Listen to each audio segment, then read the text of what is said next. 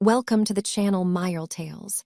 Before we start, drop a comment and let me know where you're watching from and what time it is for you right now. Now, let's get into today's story. Determined to surprise my husband, I bought coffee and went to his workplace. But as soon as I walked into the office, his secretary ran up, turned pale, grabbed my arm, and quickly pulled me into the coat closet, whispering as she shut the door. I didn't have time to ask anything, and a minute later, my husband walked in, and I heard something that made the blood freeze in my veins. Welcome to the channel. Before we begin, let us know in the comments where you are watching from. We are very interested. We hope you enjoy listening to this fascinating story. Sophia woke up that morning with a light feeling of joy she hadn't felt in a long time. Outside, a fine drizzle was falling, thin drops of water sliding down the glass, while inside the condo it felt cozy and warm. She rolled onto her side, looked at the empty half of the bed, and smiled. Mark had left for work before dawn as usual. He had always been a workaholic, especially in recent years. Meetings, conferences, business trips. All of that had become a normal part of their lives. Sophia had resigned herself to that rhythm a long time ago, though sometimes she missed simple human warmth. A normal conversation over a cup of coffee. She got up, put on her robe, and went to the kitchen. She turned on the coffee maker and took her favorite mug with the daisy pattern out of the cabinet. While the water heated up, Sophia walked over to the window and looked out at the gray courtyard, watching the swings swaying rhythmically in the wind. Suddenly, she remembered how she and Mark used to walk through here many years ago when they had just moved into this place. He would put his arm around her shoulders and tell her they would be happy, that he would do everything possible to give them the best. Back then, she believed every single one of his words. She looked at him with admiration, happy to have such a strong and reliable husband. The coffee maker clicked, and Sophia returned to the counter. She poured her coffee, stirred in a splash of creamer, and stared thoughtfully at the spoon. Lately, she had realized that she and her husband had become strangers living under the same roof. In the morning, he would leave at night. He would come back tired, eat dinner in silence, and lock himself in his home office. They barely spoke. She would try to ask him how his day was, how work was going, but she only ever got short answers. Fine. It was okay. I'm just tired. Sometimes she would go into his office, sit on the edge of the sofa, and try to start a conversation about something important. He would just nod while staring at his monitors, replying absent-mindedly. Sophia would leave feeling like an intruder in her own home. She finished her coffee and looked at the clock. 10:00 a.m. Today was her day off. She could just relax, binge-watch a show, do some chores, organize the closets, or maybe finally go through those boxes in the attic that had been sitting there for 5 years. But suddenly, she felt an internal stubbornness, a desire to change the situation. Why not do something nice? Why not remind her husband that she loved him, that she was there for him? Maybe he was just lacking attention and affection. Maybe he was exhausted from work and she just needed to be closer to support him. Sophia got dressed quickly, choosing a light blouse and dark slacks, put on some lipstick, and looked at herself in the mirror. 50 years old, and I still don't look half bad, she thought. A few gray streaks at her temples, some laugh lines around her eyes, but a lively, kind gaze. Mark always used to say she had beautiful eyes. Truth be told, the last time he said that was so long ago that Sophia couldn't even remember when it was. She grabbed her purse and her car keys and left the condo. As she walked down the stairs, she was already planning her route. First, she would stop by that corner coffee shop Mark liked so much. They made an incredible cinnamon cappuccino. He always ordered that one. They used to go there often back when they still found time for each other. Then she would go to his corporate office. It would be a surprise. He'd be shocked, of course. But it would be a pleasant surprise, right? Maybe they could even grab lunch together. They hadn't done that in ages. Sophia got into her older sedan and started the engine. The rain was picking up. The windshield wipers squeaked rhythmically against the glass.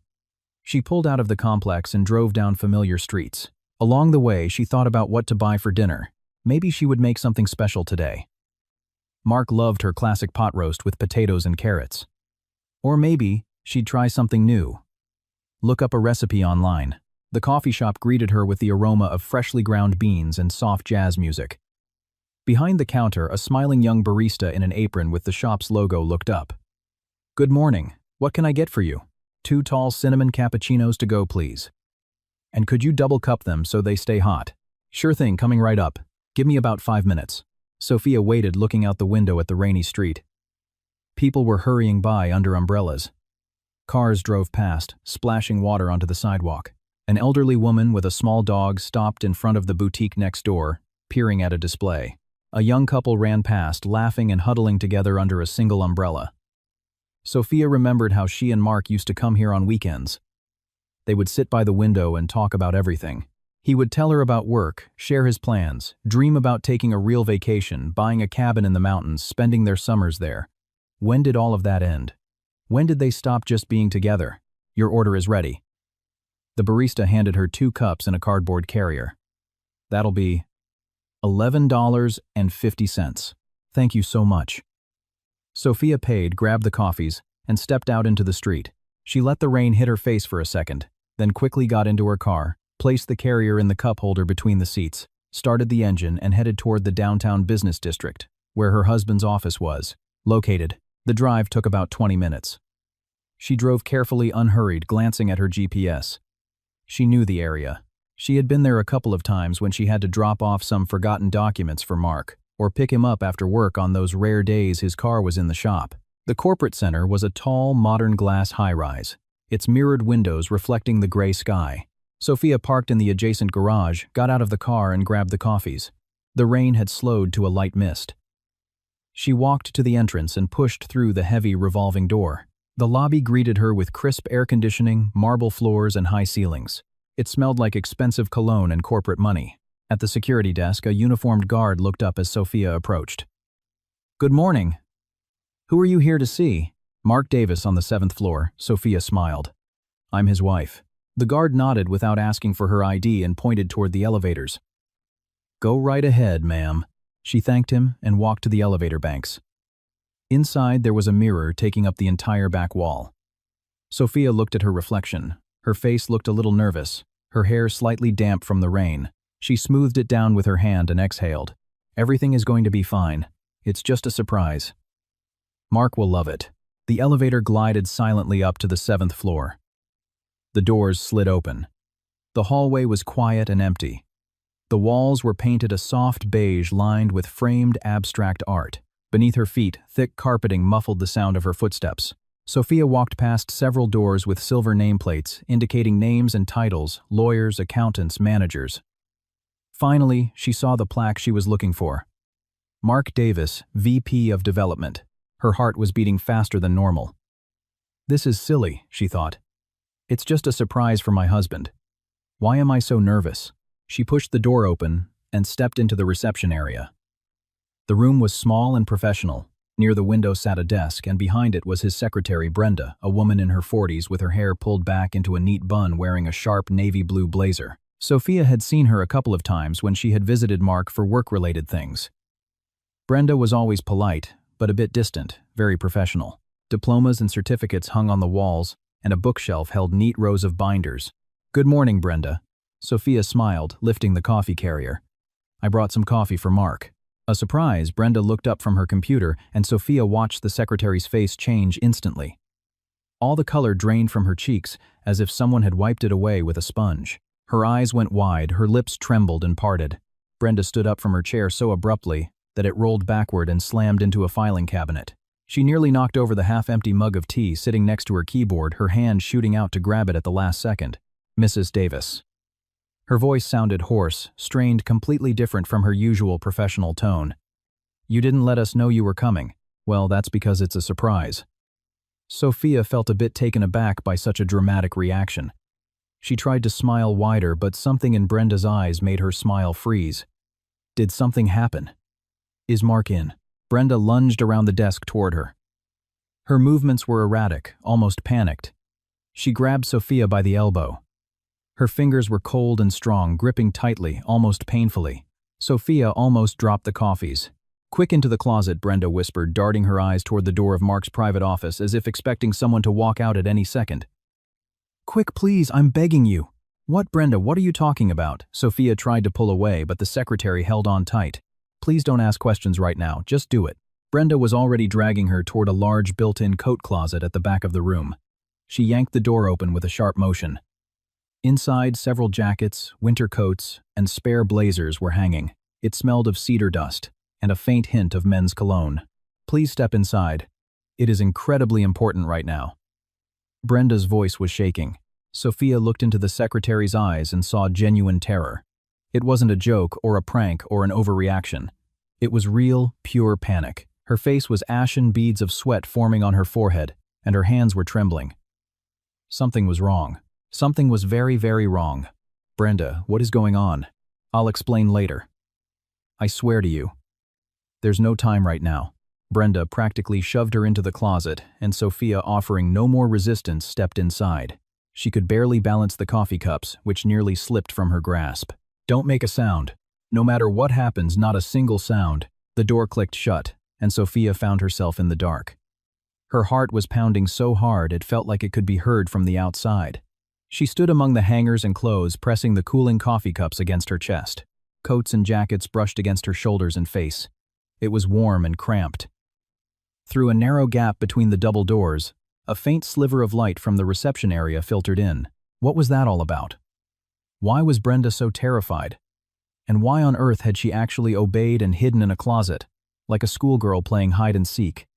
It was absurd, stupid, but the fear in the secretary's eyes had been so real. Sophia couldn't help but believe her. She tried to slow her breathing and strained her ears.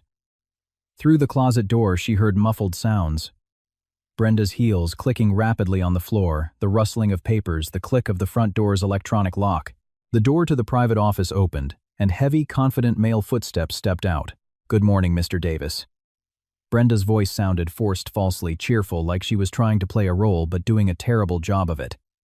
"You have a conference call with the partners in half an hour. Do you want me to give you a 5-minute warning?" "I know, Brenda," her husband replied. Sophia recognized his voice instantly, but there was something different about it.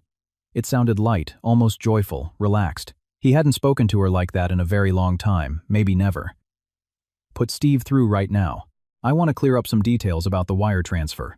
I don't want to discuss it in front of everyone. Of course I'll patch him through right away." The footsteps retreated. The door to Mark's office clicked shut. Silence. Sophia stood in the dark, holding the cups, completely unable to comprehend what was happening. Why was she hiding from her own husband? What the hell was Brenda doing? Maybe Mark just had an important meeting and didn't want to be interrupted. But then why the absolute terror in the secretary's eyes? And then she heard Mark's voice, loud and clear, coming from his office through the thin drywall. He had put his phone on speaker. "Yeah, Steve. Hey man, what's up? How's life?" An unfamiliar male voice responded with a hearty laugh. The voice was gruff, casual. "Everything's good, buddy." "All good." "Hey, you promised to help with the cash transfer for Lauren. When can you do it? She's called me 3 times already. Says it's urgent." Mark laughed. Sophia stood frozen, listening to every word. What money? Who was Lauren? Why was Steve helping transfer money to a woman? "I'll wire it this week like always, Steve." "Don't worry about it." Her husband spoke with utter nonchalance, as if discussing a grocery list. "I already explained, it's easier to route it through your account. Leaves less of a paper trail. Lauren and the kid need the money for Luke's private lessons. He also needs some new sports gear. Kids are always needing something, you know how it is." Sophia felt the blood drain from her face. "Lauren. The kid. Luke." Mark was transferring money through Steve to a woman and a child. "Yeah. Kids are expensive, I know from experience," Steve replied. "But you're a genius for setting it up this way. Routing it all through me with no direct trail. I gotta respect the hustle. How's your legal wife doing? Sophia suspect anything?" Sophia's fingers, trembling and slick with sweat, slid into her slacks pocket. Her cell phone. Slowly, trying not to make a sound, trying not to brush against the hangers, she pulled it out. The screen lit up, blinding her for a second, and she squinted. She found the voice memos app and hit the red record button. Let there be proof. So he couldn't lie later, couldn't make excuses, couldn't gaslight her or convince her she misunderstood, that she imagined it, that she was paranoid. Sophia felt dizzy. Her fingers gripped the coffee cups tighter. The plastic lids let out a tiny creak. Wife. Kid. Lauren. Luke. What did all of this mean? What other wife? What other child? Mark laughed again, and in that laugh there wasn't an ounce of shame or a gram of remorse. It sounded light, satisfied, like a man who had just closed a massive business deal. "What are you talking about? It's a sweet setup, Steve. She doesn't ask questions. She works 2 jobs, breaks her back like a mule, pays all the loans I've been taking out. She thinks it's for our condo, for renovations for our future. And meanwhile, I'm funding my second family. I've been doing this for 5 years and it runs like clockwork. Sophia covered her mouth with her hand to keep from screaming. The coffee cups shook in her other hand, the hot liquid sloshing against the lids. She was terrified she would drop them, that the noise would give her away. 5 years. He had been lying to her for 5 years. For 5 years, he had another woman, another child, another family. While she worked herself to the bone, pinched pennies gave her last dime to pay off those damn loans that she thought they had taken out together for their future, for their life. "Damn, Mark, you're a sly dog," Steve said with admiration, a hint of genuine respect in his voice. "I couldn't do it. I wouldn't have the nerves. What if she finds out?" "What then?" "She won't find out," Mark replied confidently. There wasn't a shadow of a doubt in his voice. "She trusts me blindly?" "You get it. She's naive, clueless. She thinks I love her, that we're a team, but I'm just using her. Pretty soon, I'll squeeze the last drop out of her. I'm going to put the condo in Lauren's name. It's all set up. A buddy of mine who's a notary is going to help me backdate the paperwork. And I'll just tell Sophia that we need to separate, that the spark is gone, that we've grown apart, all that civilized divorce crap. She'll cry a bit, sure she'll complain, but she'll get used to it. She'll find some old fool who wants a quiet retirement, and I'll go live with Lauren and Luke in peace without that old dead weight on my back." Sophia stood in the dark, and her world collapsed around her. Every word hit her harder than a punch to the gut. This was her husband speaking. The man she had loved for 25 years, the man for whom she had sacrificed her dreams, worked herself to exhaustion, tolerated his coldness and distance, constantly justifying his eternal busyness and fatigue. "All right, Mark, I gotta run." Duty calls. Steve was wrapping up the conversation. His voice turned professional again. "Anyway, hang in there. Wire the cash, feed the second family, and tell Lauren I say hi. Let her know I'm happy for you guys." "Will do. Thanks, brother. We'll talk. See ya." The call ended with a short beep. Sophia heard Mark get up from his leather chair and pace around his office. His footsteps were light. He was even humming to himself some random pop melody. Her phone kept recording the red timer blinking slowly on the screen. She stood leaning against the closet wall, her face buried in someone's winter coat, tears streaming silently down her cheeks. They were hot, burning tears. But they weren't tears of self-pity. It was rage. A cold, scorching rage that consumed everything. Mark kept pacing the office. She heard his footsteps, the creak of the leather chair, the sound of a drawer sliding open.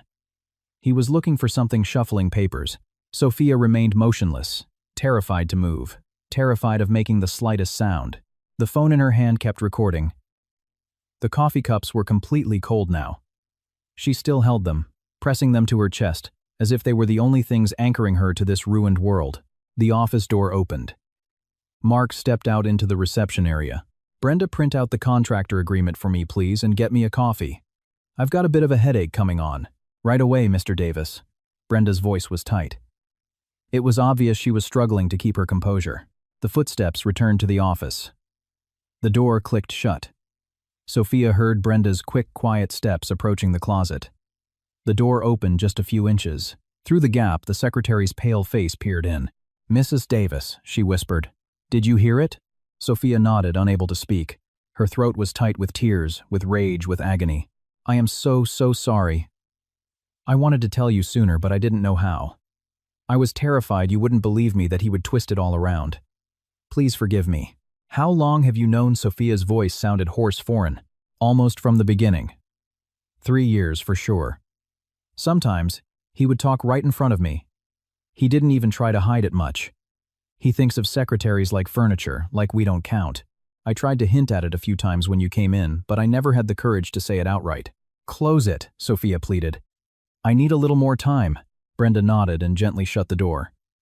Sophia stood in the darkness. She stopped the recording, saved the file, and emailed it to herself, then uploaded it to her cloud drive. Just in case. Her hands moved on autopilot. Her brain was operating with a chilling precision, as if she weren't herself but someone else entirely. A few minutes later, Brenda walked into Mark's office. Sophia heard her voice. "Here is the contract, and your coffee. Thanks." "Hey, my wife didn't call by any chance, did she? She usually calls in the mornings, but it's been awfully quiet today." "No, she hasn't called," Brenda lied smoothly. Well, maybe she's busy. The door closed again. Sophia remained in the closet, thinking with cold calculation. How do you live now? How can anyone live after something like this? 25 years of marriage. 25 years she had believed him, trusted him, loved him, worked to the point of a breakdown so they could live decently, so they could pay off the loans. And he had simply used her as a cash cow, as a tool to achieve his own goals. For 5 years he had another family. Another woman. A son. Luke. A child he was raising with her money. The money she earned, working 2 jobs. She worked as an RN at the hospital in the morning, and then pulled shifts at a private urgent care clinic until late at night. She would come home exhausted, entirely drained, and he would tell her they had shared goals, that they had to tough it out, that things would get easier soon. And all the while he was funding his second family. The condo. He was going to put the condo in Lauren's name. The condo they bought together where she lived, what she considered her home. This whole time he had been plotting to leave her with absolutely nothing to squeeze her dry and throw her away like used trash. Sophia felt the rage rushing through her body like wildfire. Her hands balled into fists. No. It wasn't going to go down like that. He was not going to get what he wanted. She would not let him toss her aside like garbage. She wasn't going to cry, and she wasn't going to pity herself. She was going to act. Another 20 minutes passed. Sophia heard Mark on the phone with the corporate partners discussing the details of a contract. His voice was calm, professional, confident, as if nothing had happened. As if he hadn't just been discussing how he was scamming his wife and plotting to ruin her life. Finally, the conference call ended. Mark stepped out of his office. "I'm heading out for lunch," he told Brenda. "I'll be back in an hour." Understood. The main reception door opened and closed. His footsteps faded down the hallway. Silence. Brenda walked over to the closet and opened the door. "He's gone," she said softly. Sophia stepped out of the closet and set the cold coffees down on the desk. Her legs were numb, her back ached. She stretched her shoulders and wiped her hands over her face. Her eyes were dry. The tears were completely gone. Only a cold determination remained. "Thank you," she said to Brenda, looking her straight in the eye. "Thank you for hiding me. If it weren't for you, I never would have known the truth. I really am so sorry." Brenda looked at her with guilt. "I should have told you earlier. You did what you could. I don't blame you. The only person to blame is him. Just him." Sophia pulled out her phone and showed her the audio file. "I have proof. Everything is recorded. Every single word." Brenda nodded. "What are you going to do?" "I don't know exactly yet. But I am not going to let him kick me out of my own life." Sophia turned toward the door of her husband's private office. She knew where he kept his documents. She knew the combination to his safe. He never bothered to change it. He assumed she had no reason to ever snoop around in there. The safe was in a corner behind his armchair, disguised as a standard filing cabinet. "Can I go in?" she asked Brenda. "Of course. But he could come back early." "I'll be fast." Sophia walked into her husband's office. The room was spacious, with a large window overlooking the downtown skyline, a massive dark wood desk, a leather executive chair, and shelves lined with binders and books. A diploma hung on the wall next to a photo from some corporate retreat. On his desk was a framed photo of the two of them. Sophia picked it up and stared at it. The picture was from about 10 years ago. They had their arms around each other, smiling. She remembered that day. They had gone to the Outer Banks on vacation. They were happy. Or so she had thought. Sophia put the frame face down on the desk, walked over to the safe and punched in the combination 2007, the year they got married. The safe beeped and popped open with a soft click. Inside were stacks of folders and documents. Contracts, bank statements. Sophia quickly sifted through the papers, looking for anything crucial. The condo documents. Here they were, the deed to their place listed under both of their names. She grabbed it and shoved it into her purse. She also grabbed their marriage certificate, a loan agreement, and another, and another. Sophia skimmed the amounts and the dates. Most of the personal loans were under Mark's name, but she was listed as the co-signer. That meant she was legally on the hook for them. At the bottom of the safe lay a small leather notebook. Sophia opened it. Passwords, notes, phone numbers, and a name, Lauren Quinn. Along with an address and a phone number. Sophia took a picture of the page with her phone. That could be very useful. She closed the safe, spun the dial, and took one last look around the office. Everything looked exactly the way it had. Mark wouldn't notice she had been in there. For now. Sophia walked out of the office and nodded to Brenda. "I'm leaving." "Thank you again." Mrs. Davis, the secretary, stopped her. "If you ever need a witness or a sworn statement, I'm willing to confirm everything. I sometimes recorded his conversations when he was being especially careless. I have some audio of my own." Sophia looked at her surprised. "Why did you do that?" "Why take the risk? Because you are a good person, and he treats you like an object. I couldn't just sit in silence and watch. Thank you." Sophia hugged Brenda briefly but tightly. "You are very brave." She left the office, rode the elevator down, and stepped out into the street. It had stopped raining. The sky was beginning to clear, and patches of sunlight were breaking through the clouds. Sophia got into her car, tossed her purse with the documents onto the passenger seat, and started the engine. But she didn't drive away. She sat there, staring through the windshield, organizing her thoughts. What now? Where to go? She didn't want to go home. She didn't want to see him or talk to him or pretend nothing had happened. She needed a plan. A clear, calculated plan. Sophia pulled out her phone and dialed her best friend Sarah's number. They had been friends since college. Sarah was a CPA, a practical, intelligent woman who always gave excellent advice. "Hello," Sarah answered. "Hey Sarah, I need your help." Sophia's voice trembled slightly. "Can I come over to your house right now?" "Of course. Come over." "I'll tell you when I get there. It's an emergency." Sophia tossed the phone onto the seat, pulled out of the parking garage, and drove mechanically, paying zero attention to the scenery. Her thoughts were swirling in a chaotic storm. 5 years of deception. 5 years. He had lived a double life. How had he pulled it off? How did he split his time between two families? The business trips. Of course, he frequently went out of town for 3 or 4 days, sometimes a whole week. He always claimed it was for work site visits, negotiations. But in reality, he was going to see her. Lauren. And his son Luke. Sophia remembered how he would return from those trips tired, quiet. He would go straight to the shower, and then sit at his computer to catch up on emails. He never gave details about where he had been, or what he had done. He brushed off her questions, saying it was just boring corporate routine. And she believed him. Stupid, naive, gullible. The money. How much money was he funneling to this second family? Sophia tried to calculate how much they were paying toward those loans every month. At least $2,000. And that was just the loan payments plus the HOA fees, groceries, utilities. She worked herself to the brink of collapse, just to make ends meet. And Mark always claimed his corporate salary wasn't that high after taxes that they needed to budget, that times were tough. So she skimped on herself.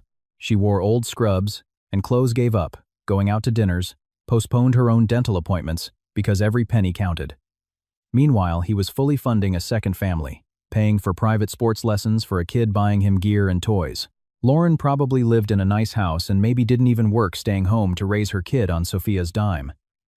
On the money Sophia earned with her own blood, sweat, and health. Her car stopped at a red light. Sophia looked in the rearview mirror and saw her pale face, her red eyes, the dried tracks of tears. She wiped her cheeks roughly and tried to compose herself. She couldn't fall apart now. She couldn't show weakness. She had to survive this and come out on top as a victor, not a victim. The light turned green. She hit the gas. 20 minutes later, she arrived at Sarah's house in the suburbs. She parked in the driveway, walked up to the porch, and rang the bell. Sarah opened the door immediately. She had clearly been watching from the window. Seeing her friend's face, she instantly knew something catastrophic had happened. "Oh my God, Sophia, what's wrong? Come inside quick." They went straight to the kitchen. Sarah sat Sophia down at the island and placed a hot mug of tea in front of her. "Tell me exactly what happened." And Sophia told her everything from beginning to end. The surprise coffee, the coat closet, Mark on speakerphone, the 5 years of lies, the second family, the plot to transfer the condo into Lauren's name. Sarah listened in stunned silence. Her face grew darker and darker. What an absolute bastard, she exhaled when Sophia finished. "I always thought he was a little arrogant, a bit cold. But this takes genuine sociopathy." "Sarah, what do I do?" Sophia looked at her friend pleadingly. "I don't even know where to start." "You start with a ruthless lawyer," Sarah said decisively. "Today, I have a connection, a shark of a family law attorney. I'm going to call his office right now and see if he can squeeze you in. She pulled out her phone, dialed a number, and paced over to the window. Sophia sat at the counter, hugging the mug with both hands, staring blankly ahead. Her life was in ruins, but strangely, she didn't just feel pain, she also felt a bizarre sense of relief. She finally knew the truth. She wasn't crazy. She could finally take action instead of living in a manufactured illusion. I got him, Sarah said, walking back. He can see you today at 6:00 p.m. I'll text you the address. His name is Alexander Vance. He's got decades of experience. He's going to help you rip him to shreds. Thank you, Sarah. I don't know what I'd do without you. Don't even mention it. You'd do the same for me. Listen, are you going to go home tonight? Sophia thought about it. I will. But I won't say a word to him until I've talked to the lawyer.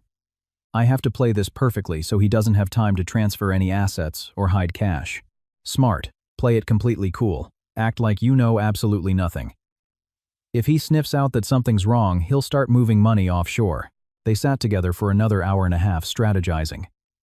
Sarah explained that she would need to gather every financial document she could find. Bank statements, pay stubs, tax returns. The more evidence, the better. Sophia listened, took notes on her phone, and nodded. Her brain was operating with icy clarity. The emotions had been shoved into a tightly locked box. At 5:00 p.m., she left her friend's house and drove downtown for her appointment with the attorney. The law firm was located in an upscale high-rise. Sophia rode the elevator up, found the suite, and walked in. A young woman was sitting at the reception desk. Good evening. I'm here to see Mr. Vance. I'm Sophia Davis. Go right on back, Mrs. Davis. He's expecting you. Alexander Vance turned out to be a man in his 50s with sharp graying hair and a piercing gaze. He stood up from behind his massive mahogany desk, shook her hand firmly, and offered her a seat. Good evening, Sophia. Sarah gave me the bullet points of your situation. Let's dig into the details. Tell me everything in chronological order and don't leave anything out. Sophia recounted the entire story again. Alexander Vance listened intently, occasionally asking clarifying questions and taking rapid notes on a legal pad. When she finished, he leaned back in his leather chair and looked at her thoughtfully. You have the audio recording of the conversation. Yes. Sophia pulled out her phone and played the file. The lawyer listened to the whole thing and nodded slowly. Excellent. This is a devastating piece of evidence. In our state, only one party needs to consent to a recording if they are part of the conversation. But since you recorded a conversation, you weren't actively participating in it. Skirts the wiretapping laws. However, because it proves intent to commit financial fraud and dissipate marital assets, we can absolutely use it as leverage. And it will heavily influence a judge. Now the documents. You said you took the deed to the condo. Yes, right here. Sophia pulled the papers out of her purse and placed them on the desk. Alexander Vance examined them, carefully flipping through the pages. The condo is deeded as joint tenants with right of survivorship. That's good. It means in the event of a divorce, it's considered marital property and subject to equitable distribution. But if he tries to quitclaim it to a third party behind your back, that's textbook fraud. We can immediately file a lis pendens, a notice of pending legal action, which will freeze the property. He won't be able to sell it, transfer it, or borrow against it. What about the personal loans? Sophia asked. I'm a co-signer on almost all of them. We need to look at the promissory notes. If he is the primary borrower and you are the co-signer, the bank will still come after you if he defaults. However, during the divorce proceedings, we will argue that these loans were taken out under fraudulent pretenses, that the funds were intentionally diverted to a paramour and not used for the marital estate. That's called dissipation of marital assets. We will ask the judge to assign 100% of that debt to him in the final decree, so I might not have to pay them. I don't make 100% guarantees, but your chances are incredibly high, especially with the recording where he openly admits he used you to fund his mistress. It's a smoking gun. Now the real question is, what is your ultimate goal here? Sophia stayed silent for a moment, organizing her thoughts. I want a divorce. I want to keep the condo, or at least my full equity in it. I want him legally responsible for every single one of his loans, and I don't want him to get a single red cent of the money I broke my back to earn. Alexander Vance smiled thinly. Those are very reasonable demands. We'll get to work immediately. Tomorrow morning, I will file the petition for dissolution of marriage and a motion for a temporary restraining order on all financial accounts and real estate. That will lock him out of making any major moves. You will need to gather every financial document you have in that house tonight. Credit card statements, utility bills, receipts, W-2s pay stubs. Everything that proves you were the one funding the marital household. Can you do that? I'll get it all tonight. One more thing. Do not say a word to your husband yet. Act as if nothing is wrong. We need the element of surprise so he doesn't have time to drain the bank accounts or destroy evidence. I understand. They spoke for another 40 minutes, discussing timelines, strategies, and his retainer fee. Sophia signed the representation agreement and handed over her credit card for the initial payment. As she left his office, she felt a strange sense of calm. Yes, her life was shattering into pieces, but she wasn't sitting in the rubble crying. She was building a weapon. It was dark by the time Sophia left the law firm. The streetlights flickered on, illuminating the rain-slicked pavement. She got into her car and checked the time. 8:00 p.m. Mark would already be home sitting on the couch waiting for dinner like he always did. Before today, she would have panicked, worried about being late. Now she simply didn't care. She started the engine and drove home at the exact speed limit, taking her time. Along the way, she practiced how she would act. Calm, natural, like it was just another boring Tuesday. It was going to take everything she had, but she would do it. For herself. For her future. The condo greeted her with lights glowing in the windows and the familiar smell of home. Sophia unlocked the front door and stepped into the entryway. Mark was sitting on the living room sofa, watching ESPN. He turned around when he heard the door. "You're finally home. Where the hell have you been? I thought something happened to you." "I was over at Sarah's," Sophia replied, kicking off her shoes. Her voice was remarkably steady, completely flat. "We haven't seen each other in a while. We decided to catch up. Is there going to be dinner? I'm starving." Before hearing those words in that tone would have triggered an automatic instinct to rush to the kitchen and feed her husband. Now, it just triggered a spike of disgust. He didn't even ask how she was, or what she and Sarah had talked about. Just, "Is there dinner? I'll make it right now," she said, walking into the kitchen. She cooked like a robot, pulling ingredients from the fridge, chopping vegetables, tossing the meat into a skillet. Her hands moved on their own. Her mind was miles away. She remembered Mark's words from the speakerphone. Naive. Clueless. Old dead weight. That was how he saw her. That was all she was to him. A utility. An ATM. Half an hour later, dinner was ready. Sophia set the table and called him in. He walked over, sat down, and started eating in total silence. She sat across from him, just watching him, an average familiar face she had known for decades. The graying temples, the laugh lines, the familiar scar on his chin from a childhood bike accident. How could she have been so blind? How did she not see that behind this face was a monster? "It's good," Mark mumbled with his mouth full, not looking up. "Thanks. Meetings with the partners. Business trip. Of course. Going to see his second family. To see Lauren and Luke." "Got it," Sophia nodded. "When do you leave?" "Monday morning. I'll be back Friday night." They finished dinner in silence.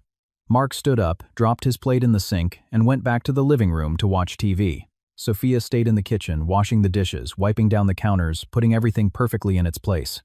Then she went to the master bedroom, shut the door, sat on the edge of the bed, and pulled out her phone. She texted Sarah. "Thank you for everything. I hired the lawyer. The process is in motion. I'm at home. Playing it cool." The reply came a minute later. "You're a badass. I'm with you 100%. Call me anytime if you need to vent." Sophia lay down on the bed and closed her eyes. She couldn't sleep. Her thoughts spun relentlessly.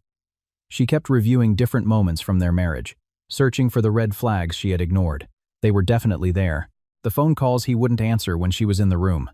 The texts he read and immediately deleted. The nights he came home late, blaming it on client dinners. She had swallowed every lie, never pushed, never snooped. She had trusted him. The next morning, Mark left for the corporate office early per usual. Sophia got up, put on her scrubs, and drove to her shift at the hospital. Work was a blessing. It kept her distracted. Patients' IVs, charts, paperwork, it all flowed as usual. But underneath it all, a coiled spring of tension tightened in her chest. She knew the explosion was coming. Soon Mark would find out that she knew, and then the real war would begin. 2 days later, Alexander Vance called her. "Sophia, the paperwork is filed. The petition for divorce is in the system. The judge granted the temporary restraining order on the condo and the joint bank accounts. A process server is going to hand your husband his summons at his office tomorrow morning. Be prepared for his reaction. I'm ready. One more thing. His secretary Brenda reached out to my office. She has agreed to sign a sworn affidavit. She also provided us with digital copies of some audio recordings where your husband openly discusses his mistress and the financial diversion. It makes our case virtually bulletproof. Please extend my thanks to her. The next day, Sophia was at the clinic when her phone rang. The caller ID said Mark. She stared at the screen, took a deep breath, and answered. What the hell is this summons? His voice was unhinged, screaming. What did you do? I filed for divorce, Sophia replied, her tone ice cold. It's time to end this charade. Sophia, have you lost your damn mind? What are you talking about? I'm talking about the fact that I know everything. About Lauren. About Luke. About how you've been draining me dry for 5 years. I know everything. Silence. A long, heavy, suffocating silence. Then, who told you? How did you find out? It doesn't matter. What matters is that I recorded your conversation. Every single word. How you bragged to Steve about bleeding me dry. How I was just a naive idiot. How you were going to commit title fraud and put the condo in your whore's name. I have it all. More silence. She could hear his ragged breathing through the receiver. Sophia, it's not what you think. No, Mark. It is exactly what I think. My lawyer has already filed the injunctions. The condo is frozen. You can't touch it. Your bank accounts are locked. You are going to pay off your own fraudulent loans, and I am getting a divorce and taking what is mine. You're going to regret this. His voice dropped into a vicious, threatening growl. I'll find a way to leave you with absolutely nothing. Bring it on, Sophia said, and hung up. Her hands were shaking slightly, but inside she felt an iron core of certainty. She had done it. She had dropped the bomb without screaming, without crying, without begging him for closure. She just laid out the facts and walked away. That evening, when she returned home, Mark wasn't there. Half of his clothes were missing from the closet. His toothbrush was gone. From the master bath, his files were cleared out of the home office. He had moved out. Good. That made it easier. Sophia walked through the condo, feeling a bizarre sense of lightness. The suffocating weight of his presence, his coldness, was gone. It was just her, and a clean, quiet peace. The following day, she met with Alexander Vance again. He informed her that Mark had retained his own counsel, a sleazy defense attorney who had immediately filed a countersuit demanding half the equity in the condo and trying to claim the personal loans were used for joint marital expenses. He's going to fight dirty, the lawyer warned her. But we have the high ground. The audio, recording the secretary's affidavit, the financial records you pulled. It all paints a crystal clear picture of a man running a parallel life on your dime.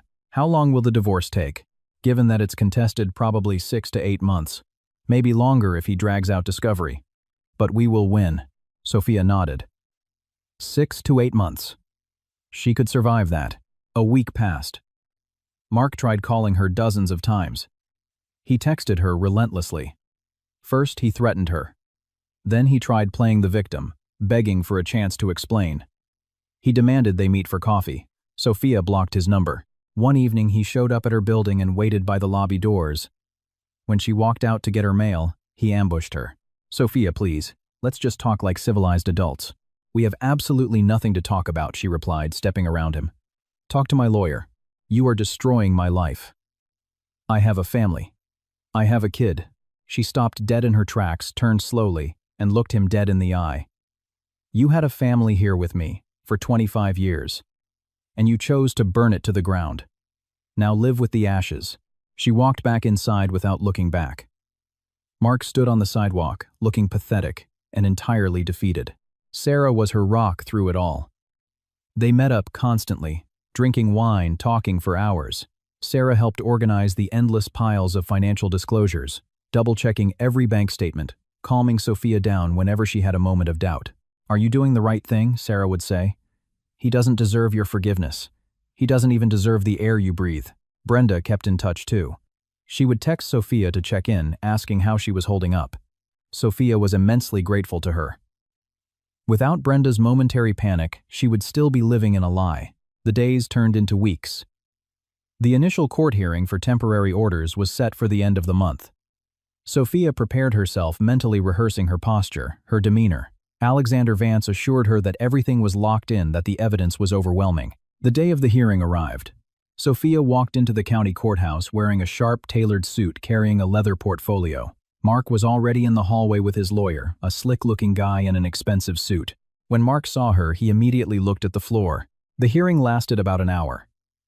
The judge, a no-nonsense woman with piercing eyes, listened to both attorneys, reviewed the initial filings, and read the transcripts of the audio recordings. Her face remained entirely neutral, but Sophia noticed her jaw clench when she read the part about Mark calling his wife an old dead weight. "The court will issue a scheduling order," the judge announced. "In the meantime, a forensic accountant will be appointed to trace all marital assets and bank transfers. We will reconvene in 45 days for a status conference." They walked out of the courtroom. Mark tried to approach her, but his lawyer put a hand on his chest, stopping him. Sophia walked right past them, staring straight ahead. "It went perfectly," Alexander Vance said as they got into the elevator. "The judge is clearly furious with him. The audio transcript did exactly what it was supposed to do.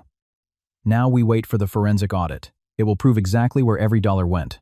It will mathematically prove he was funding his mistress with marital funds. He's dead in the water." Sophia nodded and stepped out into the bright morning sun. She pulled out her phone and texted Sarah. "First round goes to us." The judge sees right through him. The reply came instantly, "Hell yes. Keep your boot on his neck." Sophia put her phone away and walked to her car. Yes, soon this would all be over, and she would be free. Free from the lies, the betrayal, the man who saw her as nothing but an ATM. She was going to start a new life. A life where she was valued, where she didn't have to work herself into an early grave so a parasite could enjoy the fruits of her labor. The war wasn't over yet, but the worst part was behind her. She had found the truth, she had accepted it, and she had fought back. And that was already a massive victory. The 45 days until the next hearing dragged on. Sophia went to work at the hospital. She came home to her quiet, empty condo, cooked dinner for one, and watched whatever she wanted on TV. Life went on, but the coiled spring inside her remained tight. Every day she checked her email, called. Her lawyer asked about the forensic audit. Finally, Alexander Vance called her with the news. "Sophia, the forensic accounting report is back. It is a massacre. Over the last 5 years, approximately $150,000 was siphoned from your joint accounts and his direct deposits into an account controlled by Lauren Quinn. It was a systematic monthly diversion of marital funds. It is undeniable proof of dissipation of assets. $150,000. Sophia repeated, feeling a fresh wave of nausea and rage. "Yes. Furthermore, through discovery we subpoenaed his corporate emails. We found hundreds of exchanges between your husband and Miss Quinn. They discuss buying a house in her name. They discuss legally maneuvering to hide his assets from you. It's premeditated fraud. How did you know exactly where to look in his emails? Your friend Brenda pointed our forensic IT guys exactly to the hidden folders on his server. Because it was a corporate server and she had admin access, it was fully discoverable in the subpoena." Sophia smiled. Brenda had saved her again. "Thank you. So, what happens at the final trial?" "He's going to get slaughtered. I am highly confident the judge will award you the lion's share of the marital estate." The final divorce trial began at 9:00 a.m. sharp. Sophia wore her sharp suit again, sitting beside her attorney, her posture perfect, her face unreadable. Mark sat at the defense table looking pale, exhausted, and 10 years older. He had dark bags under his eyes. The judge reviewed the forensic report. Mark's lawyer tried to mount a pathetic defense, arguing that the money transferred was for personal discretionary spending and that the court shouldn't punish him simply for having an extramarital affair. The judge cut him off sharply. "Counselor, the emails and financial records clearly indicate a premeditated scheme to defraud the marital estate to fund a parallel household. This is not a case of simple infidelity. This is systematic financial abuse." Then Brenda was called to the stand. The secretary looked nervous, but resolute. Under oath, she confirmed that she had repeatedly heard Mark Davis discussing his second family, openly bragging about using his wife's income and plotting to transfer the deed of the condo. Mark stared at the table. His lawyer whispered frantically in his ear, but Mark just shook his head. "Does the respondent have anything to say?" the judge asked. Mark looked up at the bench, then over at Sophia. His eyes were hollow. "I love Lauren," he said quietly. "I wanted to be with her. But I couldn't afford the lifestyle on my own. I thought I could manage it so nobody got hurt. Instead, you systematically lied to your wife for 5 years, drained $150,000 of marital assets to fund a mistress, and actively plotted to leave your legal spouse homeless, the judge said with dripping contempt. The court is ready to rule. The marriage between Mark Davis and Sophia Davis is hereby dissolved. The real property located at the marital address is awarded 100% to the petitioner Sophia Davis. The respondent Mark Davis is ordered to assume 100% liability for all personal loans and lines of credit. The court will issue an order removing Sophia Davis as a guarantor on said loans due to fraudulent inducement.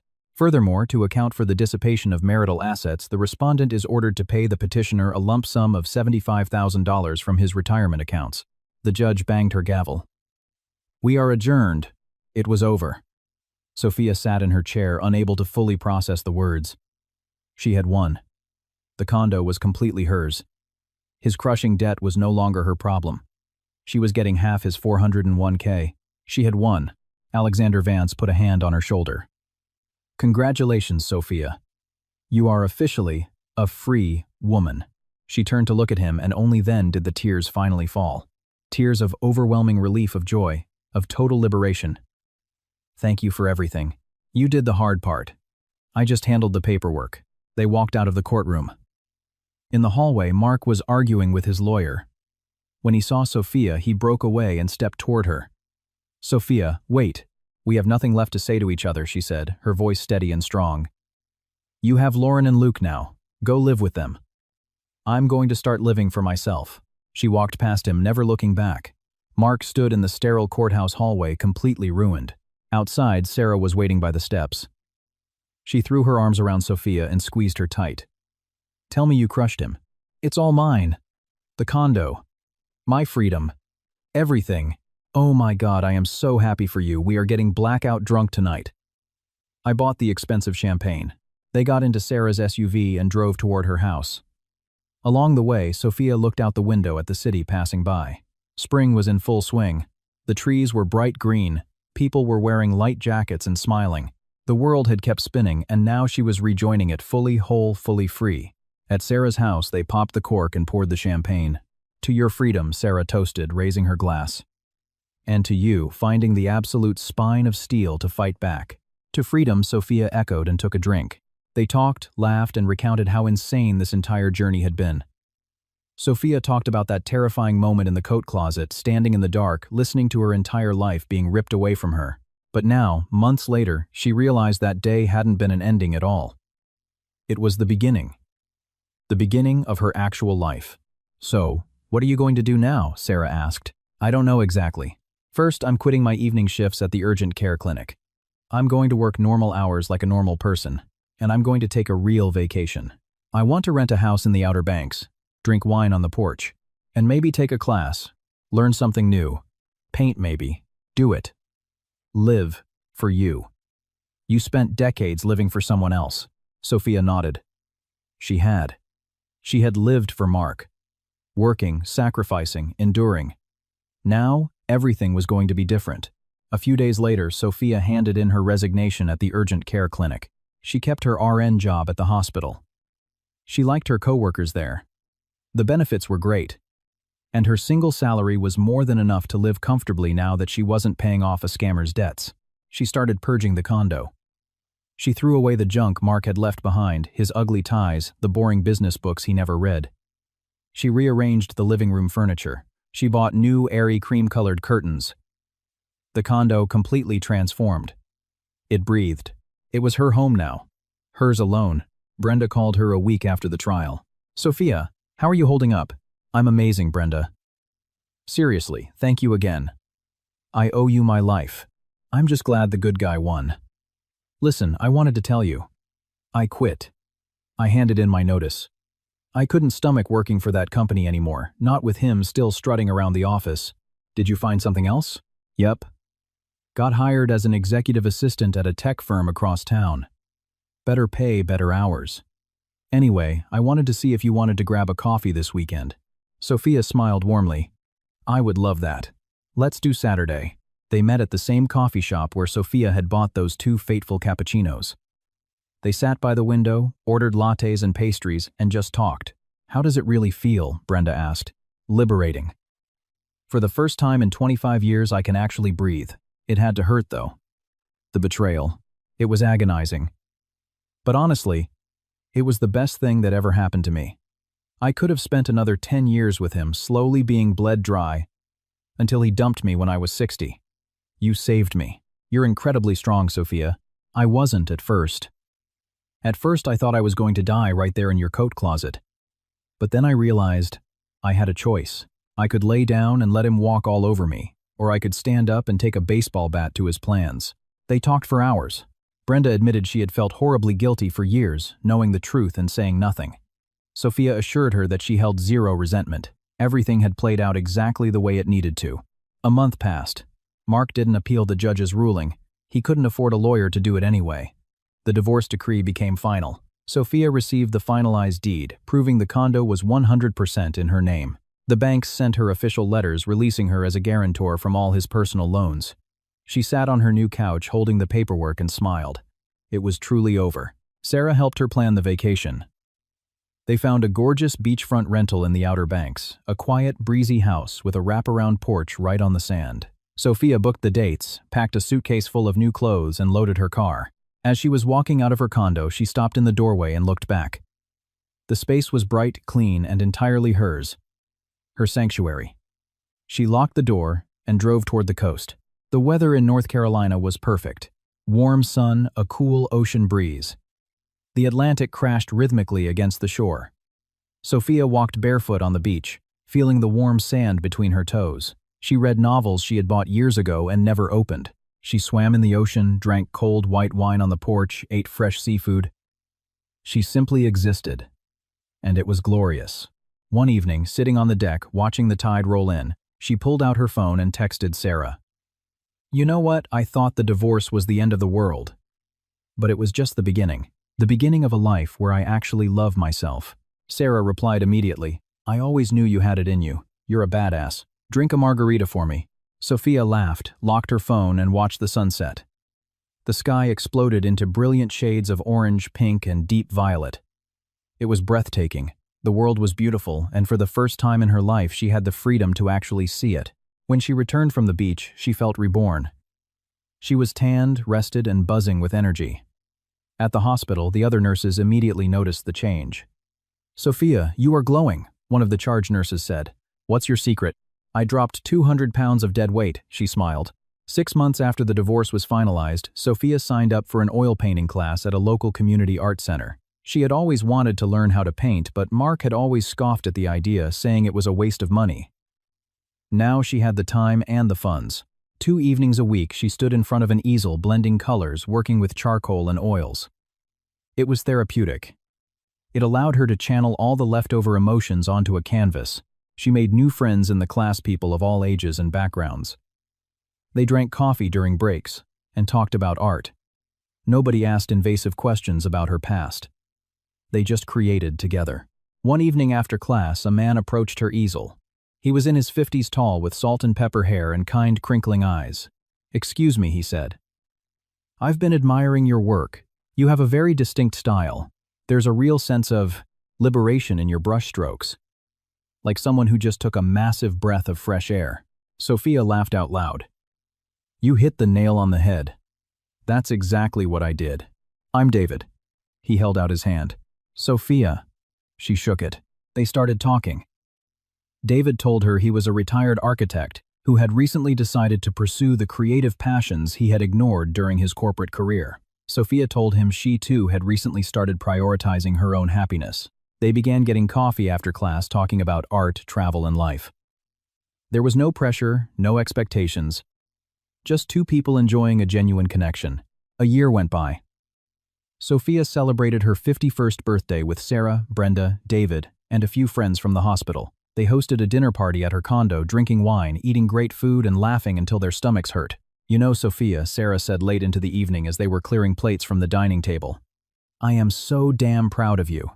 A year ago, you were standing in my kitchen looking like a ghost. And look at you now. Are you happy? Sophia stopped wiping the counter and thought about it. I am. I really am. And you know what the crazy part is? I'm actually grateful for that day in the closet. If Brenda hadn't panicked, if I hadn't recorded that call, I would still be a slave to his lies. Now I'm actually living. She walked over to the living room window and looked out at the city skyline.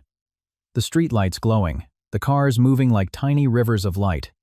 The world was moving forward, and she was moving with it, free, independent, and truly happy. She never saw Mark again.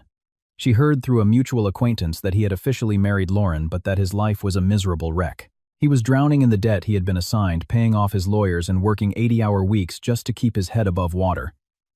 Sophia felt absolutely nothing for him, no rage, no pity. Just complete apathy. He had made his choices, and now he was living with the consequences. And she had made hers. The choice to survive. The choice to value herself. Standing by the window of her beautiful condo holding a glass of wine, Sophia smiled. Life was moving forward, and she was ready for it. Ready for new adventures, new people, new art. She was ready to be happy because she knew without a shadow of a doubt that she deserved it. She had finally figured that out. Thank you for listening to this story. Let us know in the comments what you thought. If you enjoyed it, don't forget to subscribe to the channel.